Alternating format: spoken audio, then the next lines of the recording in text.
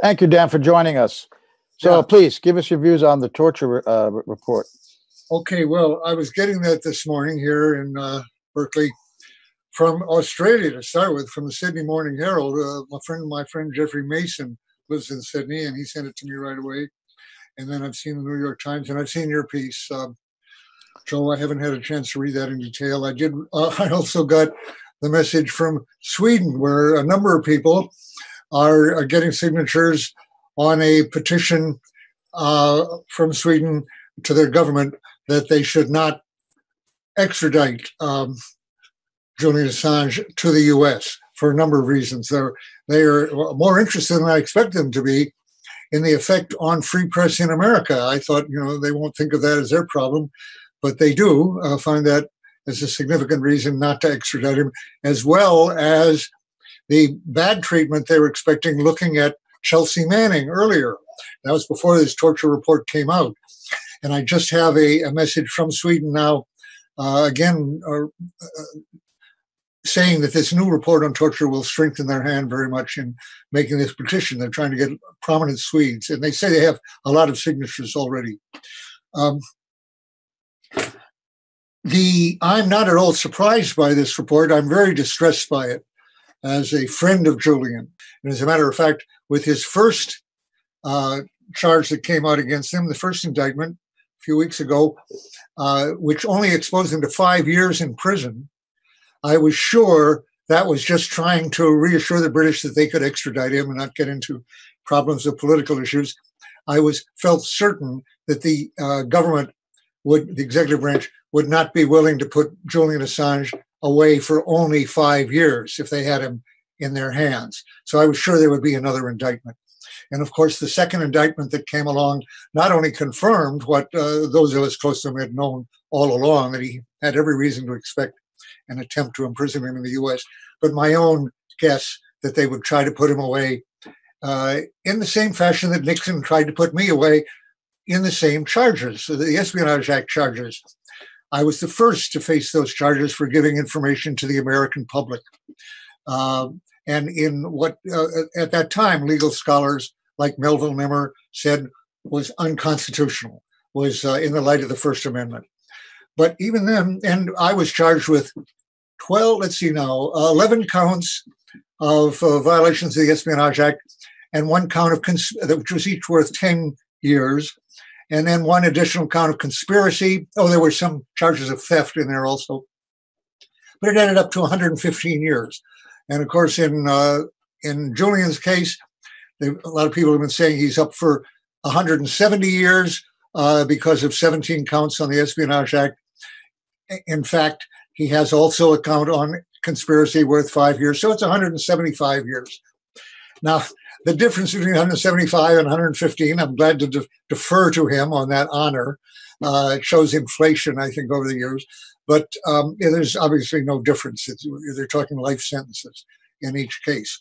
In fact, they may have overreached in terms of public reaction on this one, as was true in my case. I wasn't unhappy, I have to tell you, that they did present me with a 115-year possible sentence, because it dramatized the issue and made it look overbearing, as is true in this case. Now, on the question, though, of torture, the second time that I visited him, I was very worried about his physical condition. I had already, and this was years ago, I forget exactly the year, a number of years ago, his shoulder was already giving him a lot of trouble. He needed an MRI for that, couldn't do it in the Ecuadorian embassy. He also had dental problems that needed a good, dental examinations that he couldn't get in Ecuador. And so I was worried, and he didn't look good to me. Much worse deterioration since the first time I visited him several years earlier. And so I've been very worried. As soon as I heard he was in there, I've been asking everybody, is he getting the medical attention that he needs? And what I heard back was, you may have heard this already on the program, but he was getting what other prisoners got. They weren't trying to single him out, as has been done in the past by people that the Americans captured in Iraq, deliberately not attending to their physical needs, being their injuries. as a form of torture, basically. But that apparently is not happening. But I, of course, then was very concerned to hear that now from the rapporteur, and I think from someone else earlier, his own lawyer, that he couldn't really communicate with them adequately. He was has a kind of traumatic problem at this point. So all that is very consistent with what I'd seen and what I've worried about all this time. I'm very glad to see that the rapporteur has defined this as psychological torture and has not refrained from condemning the nations in charge of this or who could have acted, including Australia, which has, of course, essentially abandoned him as a citizen, whatever they say about it. And I hope that will jerk them into getting him some proper attention, at least. Incidentally, I'm reminded that the rapporteur, earlier, not the same guy, rapporteur for the UN on torture, had tried to see Chelsea Manning, then Bradley Manning, in jail in Quantico and elsewhere, and was not allowed to see her privately, at least. Obviously, for a proper examination, it had to be private. They wouldn't allow that. And he described her solitary confinement at that point as approaching torture, but he didn't have a real examination. Well, Julian, of course, has had this now for years. And the Swedes, who have already now been saying that their government should not send him because of the example of Chelsea Manning treatment, obviously that's even more confirmed now. So, what to say? Obama used to say, torture is not us. That's not who we are. Well, who we are is what we do. And we've tortured, as Obama put it rather disgracefully, we tortured some folks. And of course, not one of them to be tried, let alone convicted for that process. The only person going to prison in connection with the illegal, in 7 different ways, illegal and criminal torture process was John Kiriakou, who was charged with revealing the name of a torturer. It reminds me of the fact that before I was even arrested back in 1971, I told someone, Institute of Policy Studies, I'm going to be the only one who goes to prison in connection with the Vietnam War. That war went on for 30 years, was illegal from start to finish, every aspect of it, innumerable war crimes committed. And now, after so many years later, I look back and it occurred to me, I'm the only one who went to trial. By a miracle, I didn't go to prison, miraculous said, but I'm the one who went to trial for the Vietnam War. So the Supreme Court has never ruled whether the Espionage Act can be used against any leaker or journalist. Now, what's happening right now? Why are they doing this right now? I'll give you one guess. Let me give you 2 guesses. First, they have a new Supreme Court. And for the same reason that abortion laws are not springing up like spring blossoms all over the place right after Kavanaugh gets on the Supreme Court. And they're hoping for a 5-4 decision overruling Roe versus Wade. So all of a sudden, we're seeing all these cases being brought and legislation being brought of an obviously unconstitutional character, as in Alabama and elsewhere, to get it up to the Supreme Court in hopes that this Supreme Court will now go along with it. I think, and I haven't seen anybody else say that, that's why we're seeing the first journalist case go up. Why not 2 years ago? Why not under George W. Bush or Obama? Well, the court wasn't great then. It wasn't the court I faced. Black and Douglas would never have allowed this, which I faced, would never have allowed this case to even be heard. I don't think they would vote against this even being heard by the Supreme Court. They would just rule the act unconstitutional in that purpose. But now we've got a new Supreme Court. And a second reason, in my mind, speculation. We know that the National Security Assistant is Bolton is pressing the government to conduct a crime against the peace in Iran. an aggressive war as clearly criminal if he initiates that war, and even if he gins up a false flag provocation of some sort, as clearly criminal as anything tried at Nuremberg or Tokyo or going into Kuwait by the Russians, or are going into Iraq. Now, Trump opposed, he says, not at the beginning, but later, our having gone into Iraq. Fine, he doesn't want that. We're hearing he doesn't like Bolton pressing him into a war with Iran. I think that's because it's too soon. A war with Iran would clearly look awful by the time we got to the election in November 2020. This is not the time to start a war. Bolton doesn't care about the election. So Trump rightly perceives that Bolton doesn't have Trump's incentives in mind totally. Bolton has wanted that war for 20 years. It should have happened last month, 5 years ago, 10 years ago. He wanted it under George W. Bush. So he's not worrying about Bolton's election chances, but Trump. But Trump can say, no, we don't want a big war. A year and a half before the election, it'll look like a catastrophe, which it will be.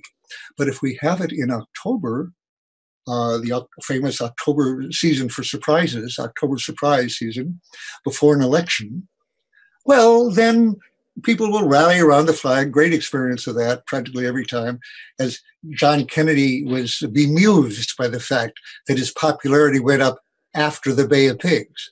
And he spoke to people and said, what is this? How come my popularity has gone up? We've just had a debacle here. And the answer being that the people rally around the flag under these circumstances. So that would be a good time. If his back is to the wall because of impeachment proceedings, well, he knows he doesn't have to worry about conviction.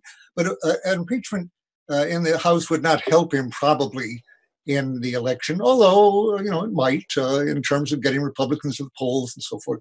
But anyway, he may or may not want to chance that.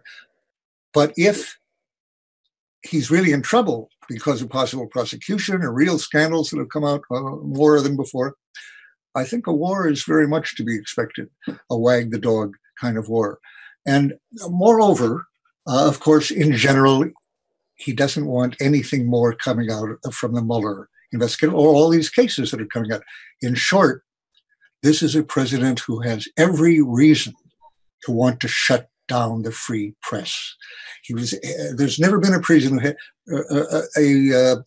president who had more reason to want to discard the First Amendment at this moment, not just for Iran, but for all his domestic reasons. So investigative journalists, leaks. Mueller somehow managed not to have leaks. He did that. But now they're coming out. And the president wants that shut down. So I think that's why we're getting this case right now. And a prosecution of Julian Assange will very much have that effect. In fact, this indictment already, I think, will have some effect. Journalists will have to be thinking of themselves as more vulnerable than they ever did before in our country's history. Just before getting on this, I was talking to a presidential candidate, Tulsi Gabbard. And, that's name dropping here, even though I'm afraid she's at the 1% level in support so far, but who knows where that will go. Now, actually, I saw her because she has excellent positions on nuclear weapons, on foreign policy in general. She's against regime change wars. She may have invented that phrase, which very good, very good. So I was glad to talk to her about the nuclear weapons issue. But this very morning, I was getting this stuff about torture of Julian. She is, as far as I know, the one member of Congress, tell me if there are others, who has said on the air, Julian Assange charges should be dropped and Snowden should be pardoned. If somebody else has said that, I'd like to hear it, but I haven't heard it.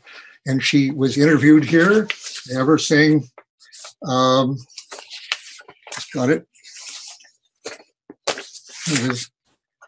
She said she was shocked when she read the details of the mass surveillance. By the way, that was a factor in my case, the surveillance of me without a warrant from Snowden.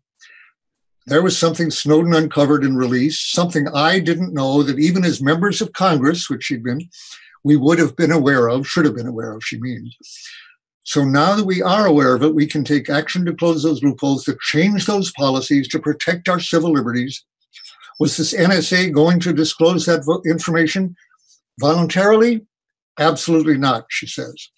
And then she says, on the Assange arrest, this is before the torture, the fact that the Trump administration has chosen to ignore how important it is that we uphold our freedoms, did you read this earlier? And go after him. It has a very chilling effect on both journalists and publishers, and also on every one of us as Americans. It was a warning call saying, look what happened to this guy. It could happen to you. It could happen to any one of us. She goes on there. So here I was, a pre-scheduled meeting with the one person in Congress that I know of, but I hope there will be more, who is saying very clearly, this is wrong. Assange should not face charges, nor should Snowden, and he should be pardoned. So whatever else you hear about Tulsi Gabbard, or whether you agree with her on this or that, I agree with her on lots of things.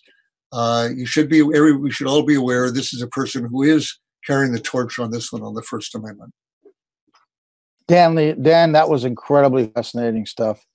Particularly what you said about the fact that you think this indictment of Assange on the Espionage Act came because of the composition of this court. They think they'll be able to withstand a challenge. Is that what you were saying? Yeah, I am saying that just as they're hoping this court will overturn Roe versus Wade, Trump is hoping that this court will overturn the First Amendment. And he could be right. I would say this is the most severe attack on the First Amendment since the Supreme Court case against the New York Times and the prosecution of myself almost 48 years ago.